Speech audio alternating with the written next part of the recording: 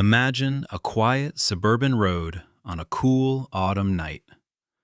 The kind of night where the crisp air bites at your cheeks and the only sounds are the rustling of dry leaves and the distant rhythmic hum of crickets. The clock reads 1:30 a.m. 15-year-old Chloe Davis is riding her bicycle. She's wearing a bright, highly visible jacket, laughing and chatting with two of her friends as they pedal their way back home after a late movie night. They are doing everything right. They are riding in a straight, single-file line, staying as close to the gravel edge of the road as physically possible. Chloe is a girl known for her infectious laugh and her bright brown eyes. She has dreams of becoming a veterinarian, and right now, she is just 3 blocks away from her front door. 3 short blocks away from the safety of her bed. But Chloe would never make it home.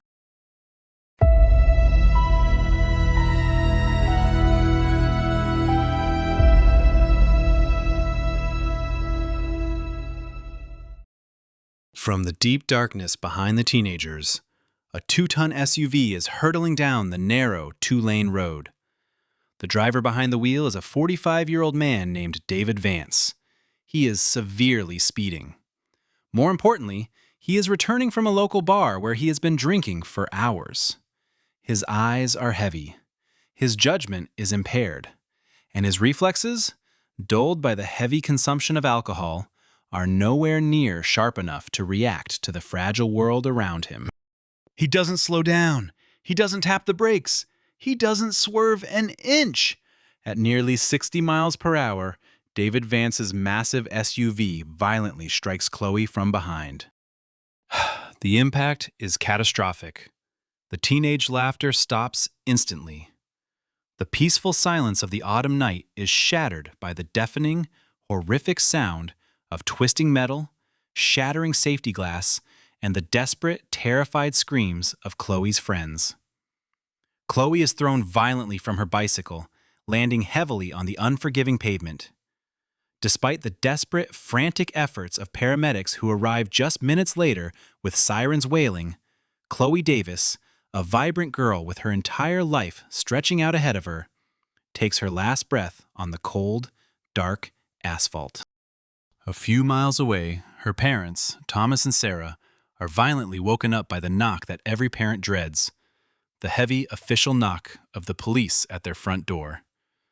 The officers deliver the news, and Thomas and Sarah's world ends in that very hallway. Their bright, beautiful, innocent daughter is gone forever, erased from existence by the reckless, selfish decision of a man who chose to drink and drive. Now, in any just world, this story would follow a predictable, albeit deeply tragic path. The drunk driver gets arrested at the scene in handcuffs. The driver faces a very public trial. The driver goes to state prison for vehicular manslaughter, and the devastated family is left to mourn in peace. But this is not a just world. And the legal system is a complex maze where basic morality often gets swallowed whole by procedural loopholes. Because on the night of the crash, as Chloe's life slipped away, something incredibly strange and unjust happened at the scene. David Vance was never given a proper breathalyzer test. Despite Vance openly admitting to the responding officers that he had consumed a few drinks, and despite the undeniable, heavy stench of alcohol radiating from his breath, a fatal loophole in the police protocol occurred. A sympathetic or perhaps incompetent responding officer, amidst the chaos of the crash site, allowed Vance to leave the scene without a formal DUI charge.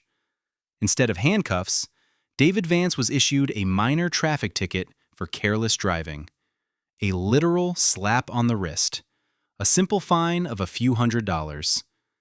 In the eyes of the law that night, that was the total price of Chloe's life. For the Davis family, the grief was a suffocating physical weight. They buried their 15-year-old daughter. They kept her bedroom exactly as she left it that night. Her books on the desk, her clothes in the closet. They tried to find a way to breathe in a world that had suddenly become an airless vacuum. Thomas and Sarah were serving a life sentence of sorrow. forced to live with the agonizing knowledge that the man who killed their daughter was walking free, sleeping in his own bed, and going to work every day as if nothing had happened. But David Vance wasn't finished with the Davis family. Fast forward 2 years after the accident. 2 years of Thomas and Sarah waking up to a painfully quiet house. One afternoon, a heavy knock comes at their front door. Thomas opens it to find a legal process server standing on his porch. The man hands Thomas a thick, heavy stack of official legal documents. Thomas opens the thick manila envelope. He reads the bold black words printed on the first page, but his brain completely refuses to process them. It makes no logical sense. He wipes his eyes. He reads the document again, and then his heart drops directly into his stomach. The blood drains from his face. It is a civil lawsuit. David Vance, the grown man who drove his massive SUV into a 15-year-old girl and killed her, is suing the grieving parents. He is suing Thomas and Sarah Davis for $1.35 million. In the legal justification, David Vance claims that because Chloe was riding her bike on the road that night, her death caused him severe emotional distress. Listen closely to this terrifying reality. Let that sink in.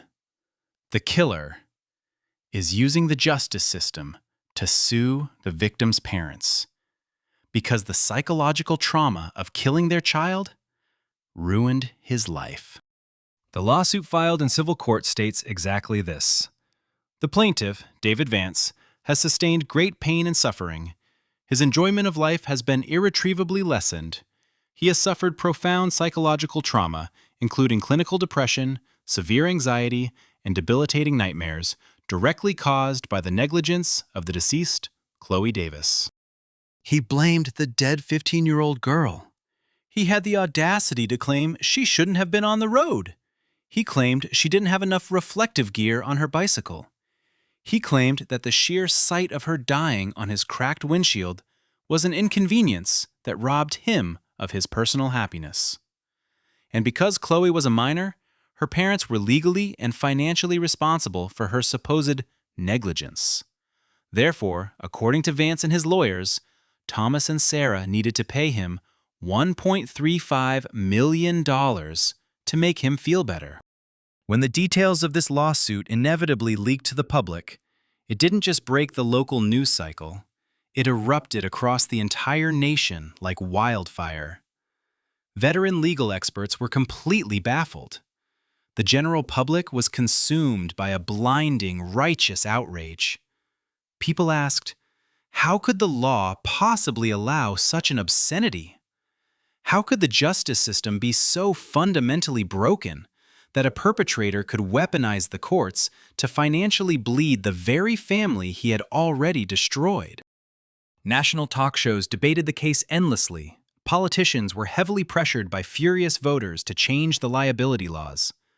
Thousands of people protested outside the local courthouse, holding up pictures of Chloe's smiling face. The phrase, moral bankruptcy, was used on television networks over and over again. Because the public understood that it wasn't just about the money, it was about the sheer, unadulterated audacity.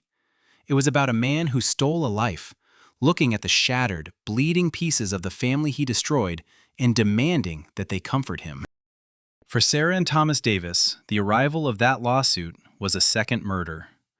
It forcefully ripped off the scabs of their grief. It forced them to legally relive the night of the accident every single day. Instead of mourning, they had to hire an expensive team of defense lawyers to protect their home and their savings against the man who killed their child. They were forced to sit in cold, sterile deposition rooms across a long wooden table and look directly into the cold, unsympathetic eyes of David Vance. They had to sit in silence and listen to him cry to the lawyers about how hard it was for him to sleep at night, while they knew with agonizing certainty that their daughter would never wake up again. But the defense lawyers for the Davis family fought back with incredible aggression. They pointed out the blatant, sickening hypocrisy of the claim. They pointed out the excessive speeding. They pointed out the alcohol consumption that the police had failed to properly document. They argued fiercely before the judge that any trauma David Vance was experiencing was the direct, unavoidable result of his own reckless criminal actions. You cannot illegally set a house on fire, watch it burn to the ground, and then sue the homeowner because the smoke made you cough.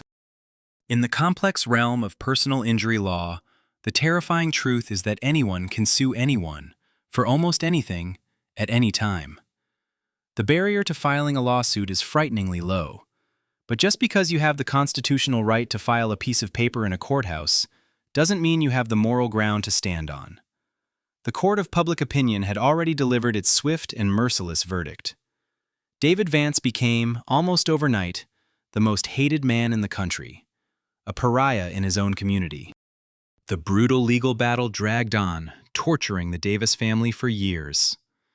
Eventually, under the crushing, suffocating weight of global public scrutiny and the relentless, ironclad legal pressure from the family's defense team, the lawsuit was quietly settled out of court and largely dismissed. Vance did not get his million-dollar payday, but the terrible damage was already done. The legal system had explicitly allowed a killer to legally and psychologically harass his victim's family for years. The story of David Vance and Chloe Davis is a terrifying, sobering reminder. A reminder that the courtroom isn't always a sacred place of justice and healing. Sometimes, if the loopholes align just right, it's just another blunt weapon placed in the hands of the cruel. The names and specific identifying details in this narration were altered for this broadcast, but the core of this absolute horror story is entirely, undeniably true.